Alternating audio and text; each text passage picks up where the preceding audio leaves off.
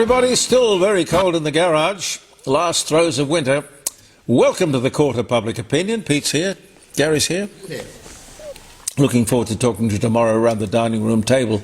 A little table talk. The jeremycordeaux.com live streaming radio show. 3 hours of interesting stuff. Here's one for the books. Not the holy book, you understand, but certainly the record books. The Daily Mail in London reports that a driver has been told by his insurance company that unless he removes the signs on his car which reference Jesus Christ, they will cancel his insurance policy.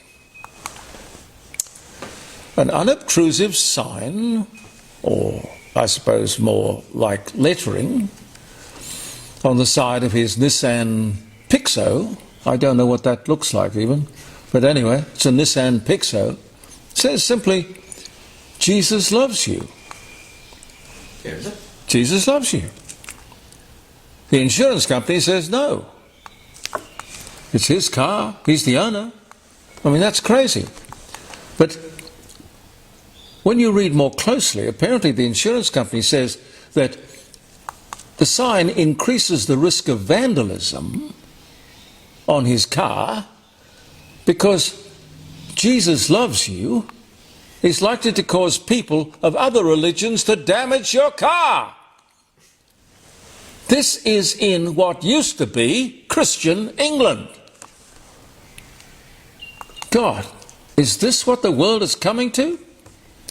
People come to your country, accept your hospitality, and then turn on you because you're a Christian. You try doing that in some other part of the world. Wouldn't get you far. Now, Pete gave me this story, and thank you for that, Pete, about an immigrant from Zambia. Now, I find this hard to believe. This guy, with a record as long as your arm, had sexually abused a 3-year-old child, and despite his record, had his residency reinstated by Tony Burke. Listen to this. Believe it or not, an African immigrant who abused a 3-year-old child has been allowed to stay in Australia because he would face significant hardship if he was deported to Zambia. I would perhaps hope so. A tribunal restored his visa using a direction maintained by the Immigration Minister Tony Burke, a violent African criminal who sexually abused a 3-year-old boy and his 9-year-old niece, has been spared deportation and jail after a tribunal heard that he would suffer significant hardship if forced to return to Zambia. The child sex offender is 42 years old. He had his visa cancelled in May due to having almost 100 criminal convictions, but successfully appealed the decision to the Administrative Review Tribunal, the ART, in Perth. This was last week, where he was granted anonymity for legal reasons. All of this is thanks to the Immigration Minister, Mr. Tony Burke. This controversial ministerial direction, it's 110, has remained unchanged since 2024, despite enabling hundreds of criminals to avoid deportation. And listen to this, the same African refugee also abused his disabled 9-year-old niece. He is going to stay in Australia because he also argued that he would lose access to the NDIS if he was deported. Now listen, the minister won't talk to me. Tony Burke won't talk to me. But he should talk to somebody to explain this decision. Wouldn't you think that would be only fair and reasonable? Oh, by the way, the committee set up by Labor just recently to suggest a better way to run the NDIS. After 13 years, they've suddenly decided it might be a good idea to have a look at a better way to run the NDIS. Anyway, this committee has advised the government that another bureaucracy is needed to oversee the corrupt, incompetent organisation. More cost, more rubbish, more waste, more incompetence, more corruption. Oh, for God's sake, give me a break. Give me a break. And now I've heard just about everything. Well, I don't know what you think of this. You might like to give me a call tomorrow and tell me. Popular wisdom. I'm in favour of popular wisdom. There's a ring of truth about it. Popular wisdom was that milk was great for kids. You know, calcium, good for building bones, strong teeth. Now we're told it's a killer. It's a killer. They say that more than 2 cups of cow's milk a day can be fatal for a toddler. My God. Apparently it's got something to do with iron deficiency, which leads to anemia or something. It's a tough gig being a parent. You just wouldn't know what was the right thing to do. Who would have thought more than 2 cups of cow's milk a day could be putting your child's life in danger? I've never heard of such a thing in my life. And have they only just discovered this? How long have kids been drinking milk? When we could afford it, which was not all that often, my brother and I, Christopher and I, we would always drink milk, encouraged to drink milk. God, we were given milk every day at school. Well, it had been left out in the sun and wasn't always okay, and sometimes in the winter you'd go along and take the thing out of the crate and a bird had come along and pecked a hole in the top, but that didn't matter. But we drank. The idea was that the public good for kids was best served by encouraging them to drink milk. What the hell is going on? Speaking of the absurd, Antonio Guterres. Antonio, the head of the United Nations, is about to step down. The UN was established in 1945. We had a lot to say originally. I think it was Doc Everett. Now, he was a real lefty. Whoa. Oh, yes. He helped set the whole thing up in the beginning. We were heavily involved since the beginning. Anyway, Antonio Climate Warrior Guterres is about to step down. The question is, who's going to take his place? The rumour has it that it will be a South American, because they reckon it's about their turn. Is that how it works? They just sort of take it in turns? The head of FIFA will be looking for a job soon. Who? The head of FIFA. Oh, FIFA. Oh, yeah. Yes. Now, they also say that it should be a woman. Of course it should be a woman. There never has been a woman. I don't know why. But who cares? I don't know why Australia is still involved. I don't know why the United Nations is still thought to be relevant. Its sole purpose was to prevent wars, settle arguments, be a peacekeeper, you remember? A mediator? Hasn't done anything like that successfully for more years than I can remember. Time to go! It's costing us nearly $100 million a year to belong to this thing. Why would we do it? We only tend to get criticism from these bastards. I don't know. I hope to do something more on this tomorrow. Well, let me give you a bit of background. 136,000 brumbies went with our diggers to the First World War.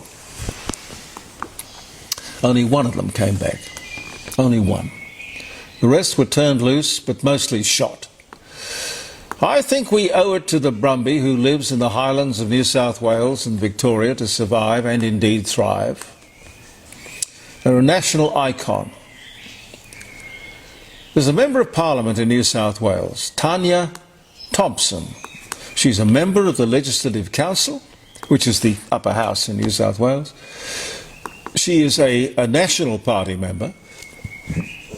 She delivered a most stirring speech to Parliament and put forth, it was a long rambling thing, she put 4 pertinent questions on the record in Hansard forever, which will be, I hope, a forever embarrassment to the New South Wales government who has allowed the slaughter of these beautiful creatures. I don't think that her questions could be answered by the clowns who ordered the Brumbie killings, which continue. Anyway, I'm endeavouring to get Tanya Thompson on the show tomorrow. I hope to do that. Lots of elderly people would sell up their homes, big old homes with, too many bedrooms and so forth, move to a smaller house, except for greedy, stupid governments and their policies. It's a no-brainer. The problem is that people, quite rightly, do not want to pay the stamp duty that they would be up for in downsizing. You want people to downsize? Encourage, don't penalise. No-brainer. Speaking of no-brains, Chris Bowen spent nearly $400,000 of our money, your money, my money, $400,000 on a global trip promoting net zero. 47 days. I don't know what the maths per day would be. 47 days. It cost us $400,000. He roamed the world saying, look at me, look at me, look at me, look at me. Are we totally mad? Why do we put up with this rubbish? There's a lot of chest beating over... Pete, how much time have I got? Yeah, you're okay. I wanted to talk about recycling. Soft plastics. These are the plastics that they put around chocolates and just about everything that you can think of that you buy from a supermarket and a hardware store, everywhere else. All kinds of stuff. There are initiatives to do something, but in a very complicated way, to reduce the damage that these soft plastics do to the environment. Well, I'm all for that. In all the stories that I've seen, not one single thought has been given to going to the cause of the problem instead of treating the effect. This is just simply this. Don't wrap things in plastic. We didn't. We don't have to. That's how you fix the problem. You don't need a multi-million-dollar industry to try and cope with the problem. You need to prevent the problem occurring in the first place. You don't need to wrap things in plastic. It's not complicated. There is no reason in the world why everything cannot be as it was before, when we did not have this problem of plastic pollution. Pretty damn basic, ladies and gentlemen. Pretty damn basic. I remember, I'd go down to, in Strathfield in New South Wales, and there was Warmold's. It was crossed between a hardware store and a grocer. Everything you got in bulk. You had a paper bag, you had a string bag. You just got things. It was no big deal. Anyway.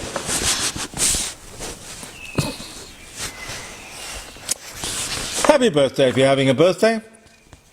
August the 13th.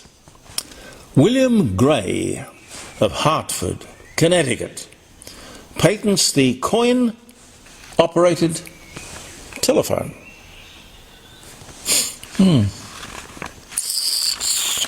Who was the multi-billionaire who installed a coin-operated telephone in his home in case a guest wanted to make a phone call? Paul Getty. I'm pretty sure it was Paul Getty. It was smart.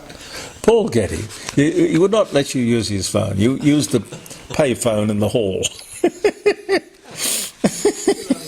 Well, you don't get to be a billionaire for nothing. Had no women friends at all. No.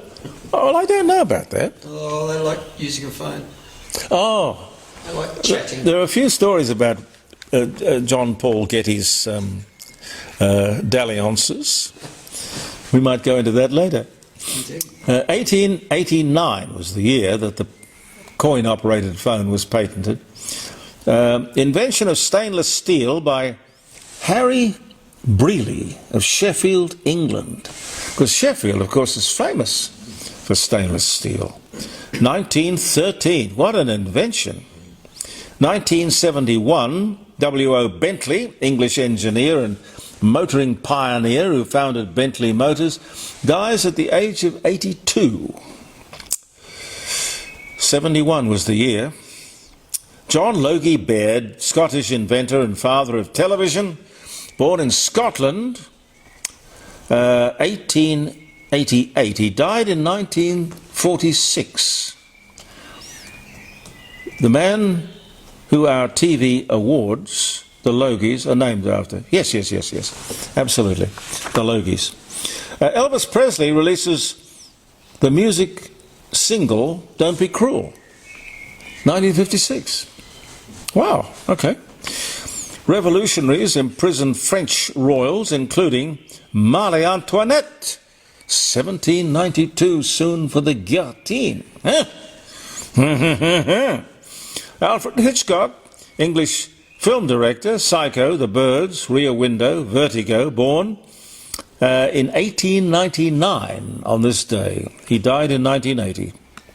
British actress Joan Collins, 38, divorces second husband, British actor and singer-songwriter Anthony Newley.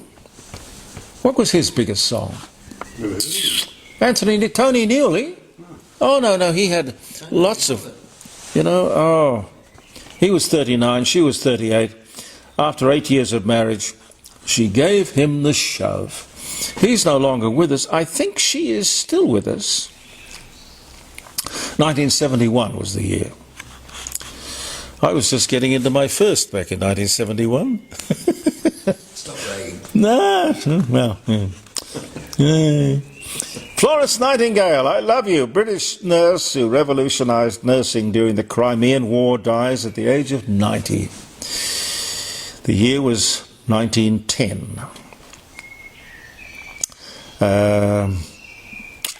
The Battle of Britain. Oh, wow. Hermann Goering, Eagle Day. He initiated Eagle Day. The offensive takes place intending to destroy the Royal Air Force. 48 German aircraft are shot down. The RAF loses 22.